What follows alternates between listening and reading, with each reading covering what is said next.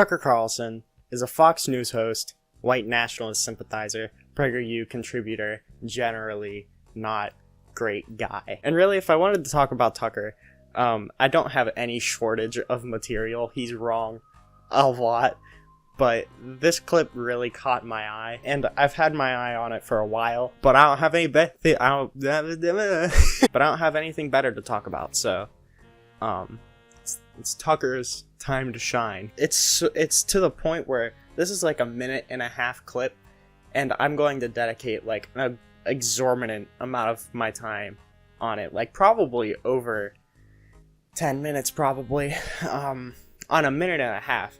So the fact that he's gotten that much wrong in a 1.5 minutes is astounding to me. So I'm gonna go through it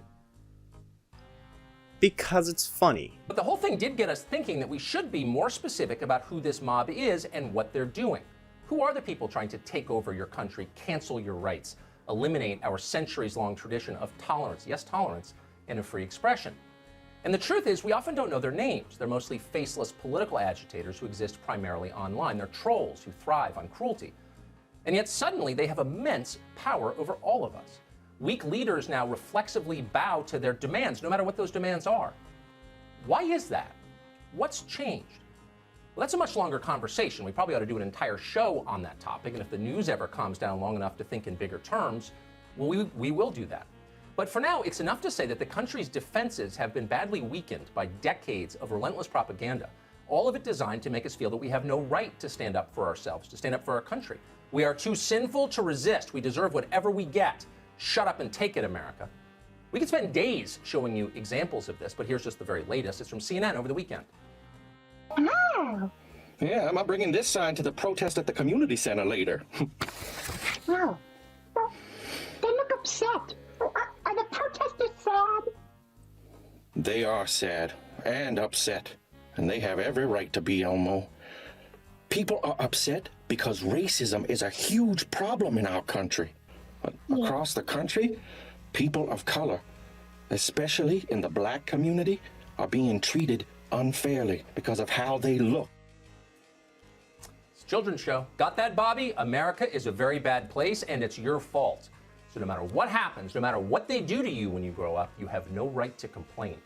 That's the message, and it starts very young. Where does it end up? Exactly what we're finding out. Here's where it ends up. Alexander Katai is a Serbian soccer player who until the other day played professionally for the Galaxy in Los Angeles. Last week, Katai's wife posted criticism online of the looters she was watching wreck Minneapolis. A lot of people felt that way. Katai's wife wrote in Serbian, which she speaks, and yet someone noticed them anyway and then attacked her for writing them. She deleted the post very quickly, but it was too late. Now, we should be clear that her husband, the soccer player, may not even have known that she wrote the posts. His wife was in Chicago when she wrote them. He was practicing with his team in Los Angeles, but it didn't matter. Protesters dutifully arrived at the stadium to call for his firing. So the management of the LA Galaxy forced Katai to apologize for his wife and then to denounce her. That is the worst straw man I've ever seen put up. Tucker's argument seems to be that Sesame Street in that clip said that America is a bad place and that it's all the white people's fault and that should justify violence towards them. And that philosophy being propagated to our kids is causing alt-left rage mobs to try and get rid of your freedom. That sounds like Alex Jones shit. So the fact that Tucker Carlson, Fox News guy, is propagating that is scary. But that could have some weight if that's what the Sesame Street clip said, even remotely. But it's not. A protest is when people come together to show they are upset and disagree about something. They want to make others aware of the problem. Through protesting, people are able to share their feelings and work together to make things better. Yeah, I'm bringing this sign to the protest at the community center later. Wow. They look upset. Are the protesters sad? They are sad and upset, and they have every right to be, Elmo. People are upset because racism is a huge problem in our country. Racism? What's that? Oh, racism is when people treat other people unfairly because of the way they look or the color of their skin. The color of their skin? Oh, Elmo doesn't understand, Daddy. Elmo has friends with different types of skin. Oh, and fur, too. Black, brown, pink, purple. I know, Elmo, but not all streets are like Sesame Street. On Sesame Street, we all love and respect one another. Across the country, people of color, especially in the black community, are being treated unfairly because of how they look, their culture, race, and who they are. What we are seeing is people saying enough is enough. They want to end racism. What I got from that clip is the protests that are occurring are happening due to unequal treatment. That's it. Do you hear the word responsible or fault in there? Do you hear any implication that you should be complicit with anything done to you in the future? Did you hear anything saying that you shouldn't be able to stand up for your rights? Now, if you're not Tucker Carlson, you didn't hear that. Probably because it's not there. And if you are Tucker Carlson, here's a funny clip. It's beyond our control. I mean, if somehow the Iraqis decided to behave like human beings or something. But I just have zero sympathy for them or their culture, a culture where people just don't use toilet paper or forks. Hey, and the way they treat women, I agree with you. Their culture is, but you're in their homeland, and you're over there as an American who they hate, and they want nothing more than the Americans off of their soil. So they're not going to play games. They can just shut the f*** up and obey, is my view. It doesn't have anything to do with that clip. Just figured you should be reminded that you said that. They didn't really say or imply anything that Tucker just brought up. And there's only one part that could be seen, possibly, as an implication if you squint your eyes really damn hard. If you're a big-brained, alpha Chad conservative, you may be saying, but dumb fuck, I don't know. Wouldn't them bringing up that racism is a serious problem imply that America is bad, and therefore it is America's fault for that? First of all, ouch, dumb fuck, was that necessary? Second of all, that is really reaching from what Tucker said.